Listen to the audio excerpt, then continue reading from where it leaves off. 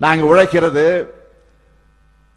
India முழுமைக்கு சமூக நீதி, மாநில சுயாட்சி, கூட்டாட்சி, மத நல்லிணக்கம் ஆகிய உயர்ந்த கருத்துக்களை வென்றெடுக்கத்தான்.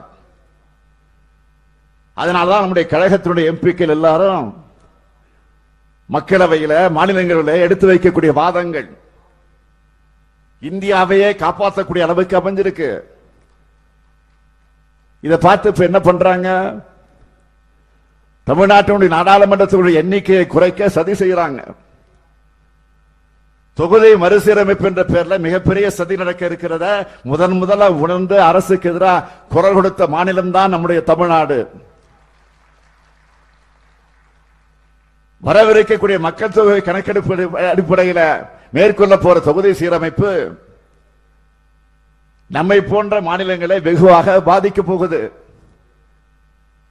மக்கள் தொகையை பல்வேறு பல திட்டங்கள் மூலமா கட்டுப்படுத்தின நம்மை போன்ற மாநிலங்கள் நாடாளுமன்ற தொகுதியில் எண்ணிக்கையை பெரிய அளவில் இழக்க நேரிடும். இதே போல தென் மாநிலங்களும் தங்களுடைய தொகுதிகளை எண்ணிக்கையை இழப்பாங்க. உடனடியாக இது தொடர்பாக அனைத்து கட்சி கூட்டத்தை கூட்டின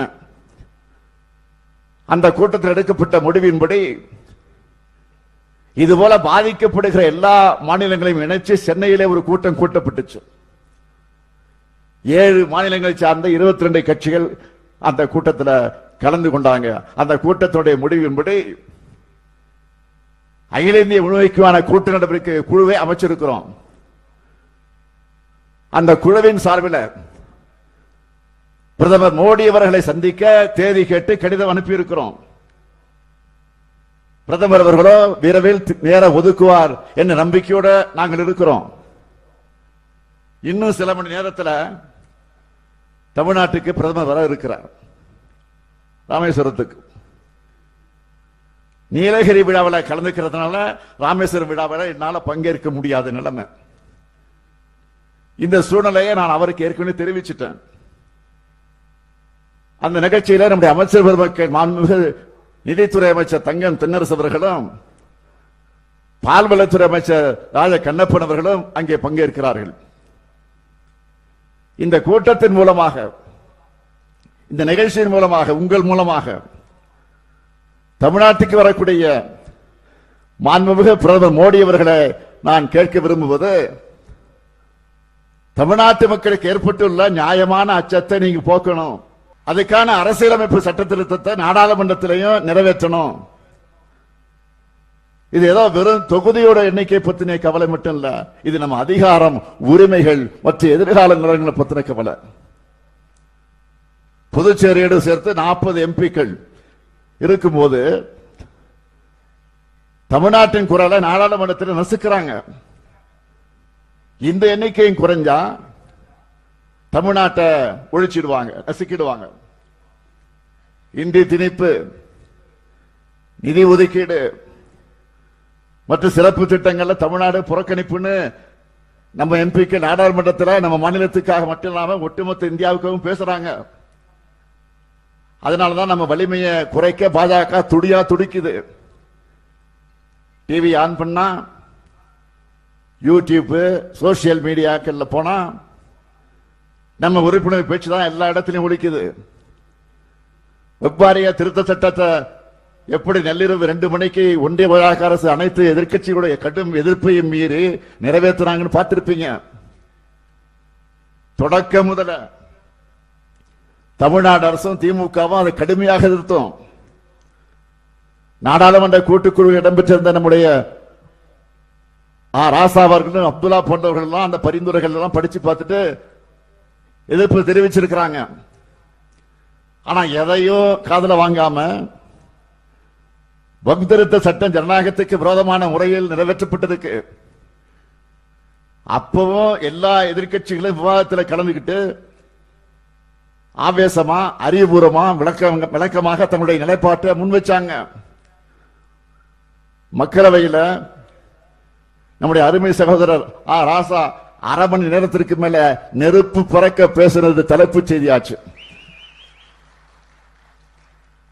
மாநிலங்களவையில் நம்முடைய திருச்சி சிவா அவர்கள் 20 நிமிடத்திற்கு மேல பேசி உணர்ச்சிபூர்வமாக அங்கே முழங்கி இருக்கிறார்.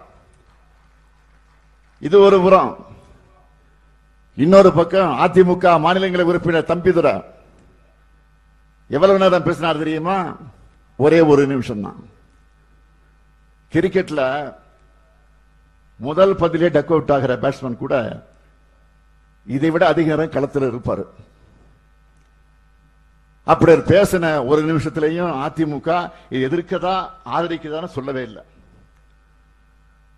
ஆனா நாங்க இந்த மசோதாவை நிறைவேற்றப்பட்ட அன்று காலையிலேயே நம்முடைய சட்டமன்றத்திற்கு கருப்பு பட்டை அணிஞ்சுக்கிட்டு வந்து எதிர்ப்பை பதிவு பண்ணோம். அது மட்டும் இல்ல, திமுக சார்பில் உச்ச நீதிமன்றத்தில் வகுப்பு சட்டத்தை எடுத்து வழக்கு தொடர்வோம்னு சட்டமன்றத்தில் அறிவிச்சிருக்கிறேன். நாளை நம்ம துணை பொதுச் செயலாளர் ராசா பேர்ல வழக்கு தொடுக்கப்படும். இன்னொரு செய்தியும் பார்த்திருப்பீங்க. தமிழ்நாடு அனுப்பின நீட் விலக்கு சட்ட மசோதாவை நிராகரிச்சிருக்கக்கூடிய ஒன்றிய பாஜக அரசு அதையும் நேற்று முன்தினம் சட்டமன்றத்தில் நான் அறிவிச்சிட்டு அடுத்த கட்ட சட்ட அரசு நடவடிக்கைகளை தீர்மானிக்க வருகிற 9ஆம் தேதி தமிழகத்தில் இருக்கக்கூடிய சட்டமன்றத்தில் இடம்பெற்றிருக்கக்கூடிய அனைத்து கட்சி கூட்டத்தை கூட்டியிருக்கிறேன். ஆனா எதிர்கட்சி தலைவர் பழனிசாமி அவர்கள் என்ன பண்றாரு? நேற்று முன்தினம் நீட்டால மாணவியர்கள் பலியானதுக்கு திமுக மீது குற்றம் சொல்லி அறிக்கை விடுகிறார். நான் கேட்கிறேன், திமுக ஆட்சியில் இருக்கும்போது தமிழ்நாட்டில் நீட் வந்துச்சா, இருந்துச்சா? இல்ல.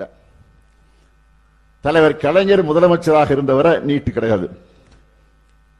இவ்வளவு அம்மையார் ஜெயலலிதா இருந்தவரை கூட நீட்டை தமிழ்நாட்டுக்குள் அனுமதிக்கல. அவர் மறைவுக்கு பிறகுதான் ஓ பன்னீர்செல்வமும் எடப்பாடி பழனிசாமியும் பாஜகவுக்கு பாதம் தாங்கிகளாக இருந்து இதை அனுமதிச்சாங்க. இதுதான் உண்மை. நான் கேட்கிறது, இப்ப கேட்கிறேன், நீங்க அப்பா ஆதரிச்சிட்டீங்க, அனுமதிச்சிட்டீங்க, அதை கூட விட்டுருவோம். இப்ப நான் கேட்கிறது, கூட்டணியில் இருந்தப்பவும் கூட்டணியில தேர்தலை சந்திச்சப்பவும் நீட் விலக்கு வேணும்னு ஏன் நீங்க பாஜக கிட்ட நிபந்தனை விதிக்கல?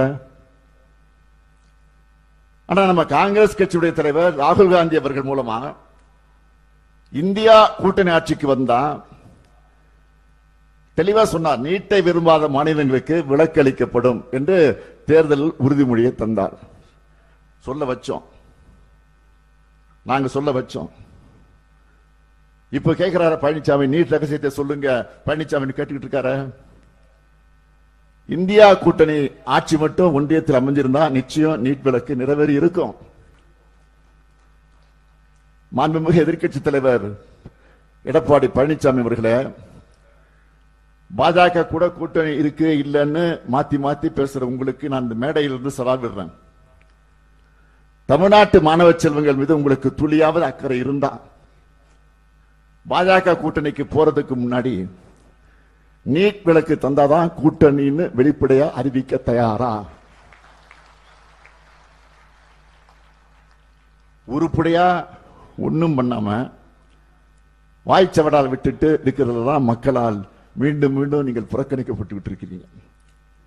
எங்களை பொறுத்தவரை மக்களான உங்க மேல இருக்கக்கூடிய நம்பிக்கையால சொல்றேன், சங்க காலத்து பெற்று குடியாட்சி காலத்திலையும் கோலோச்சும் தமிழ்நாட்டை எத்தகைய அரசியல் சூழ்ச்சிகளுக்கும் வீழ்த்திட முடியாது.